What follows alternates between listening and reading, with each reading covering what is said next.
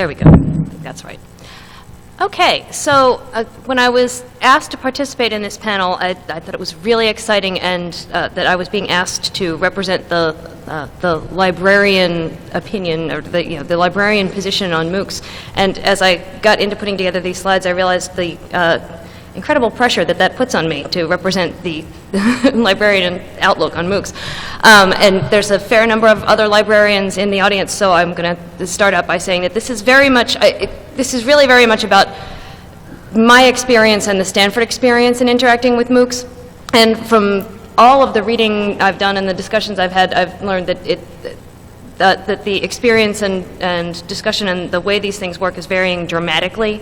And I can't really say that I can represent everybody, but I will do my best. So I thought I'd start with just outlining the high points of where we've seen impacts at the Stanford University libraries of MOOCs, of the past couple of years of MOOCs being on the scene, and what has happened to us that we've seen dramatically different.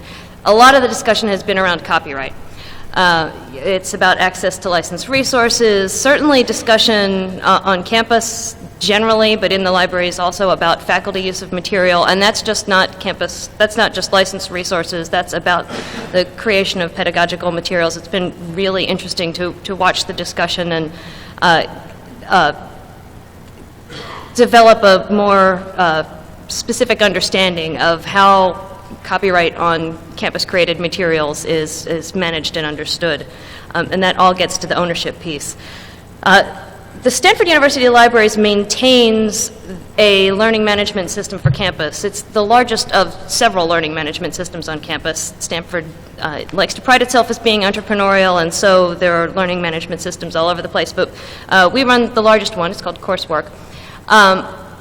And a lot of the discussions that a lot of the interactions that we've had have been through the learning management system. Now, Coursework is not a MOOC platform, but it is an online learning tool, and that really has filtered our interaction with the MOOCs, is how we manage our online learning tool. And certainly the way we see coursework growing and developing is impacted by the development of MOOC platforms. Frankly, whether that platform will stay at all is a source of some discussion and debate right at the moment.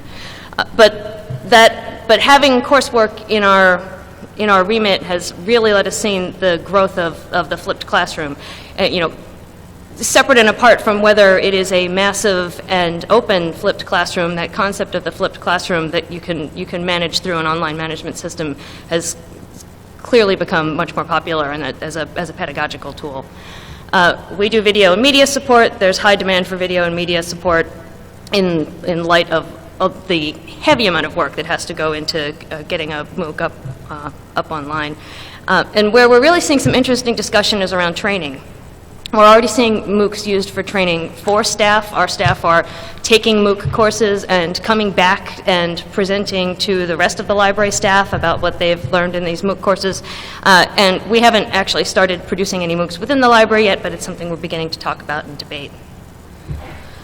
I need to mention that the Stanford Library's experience is in light of Stanford having appointed a vice provost for online learning.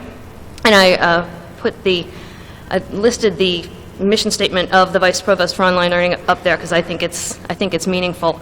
And I do think it's important that it is the Vice Provost for Online Learning, and this gets back to my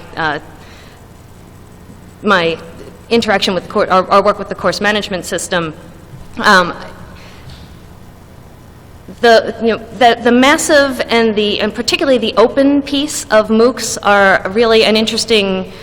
We talk about MOOCs pretty broadly, and when we talk about MOOCs, we can mean a lot of different things. And sometimes that flipped classroom experience is neither massive nor open, but is very positive. We've talked already about some blended classrooms where there is a massive open component to it, but there's still that in-person, not quite so massive piece. And I think that's where there's a lot of interest. I'm certainly seeing a lot of interest there in the broader concept of online learning. But the MOOC, the big attention that is being paid to MOOCs these days is driving a lot of that. So the Vice Provost for Online Learning has 3 areas of focus: pedagogy, production, and platform. And I mention that because the fact that the Vice Provost for Online Learning exists, I think, changes the way the libraries interact. The Vice Provost for Online Learning is supporting, at some level, production of doing a lot of other support for video and media. We're doing some of it too. The work on platform at Stanford in particular is really kind of interesting. We're not seeing a whole lot of that within the libraries, although it's an area where we get questions. And I just wanted to close. We had our annual advisory council meeting. The library is basically our visiting committee. And one of the big discussions that came up was a discussion of MOOCs. And I thought I would just pull out some of the highlights of the discussion that came out of that. I don't think any of this is a surprise. We had the question earlier in our deck of where were we on the hype cycle. Well, the discussion in my little group was that the hype cycle is peaking and we're starting to hit the down curve. I think that's something we could debate and discuss.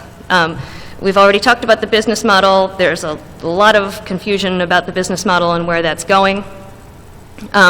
There's a lot of concern about the level of effort required to develop a class. There is a real sense that the potential impact of MOOCs and MOOC platforms is really good, but the knowledge of how much work it takes to create a class, and to the fact that right now this is not something that you're getting any kind of special credit for, leads to some concern. A real sense that some disciplines lend themselves better to the MOOC platform than others. I don't think that's a real surprise. But definitely a recognition that the impact on pedagogy is real, that people are really changing the way they teach because they're involved with MOOCs. So I'm going to close with that. I think there's topics plenty for discussion there, but I'm going to turn it over to Franny to talk about a little bit more. Thank you, Mimi.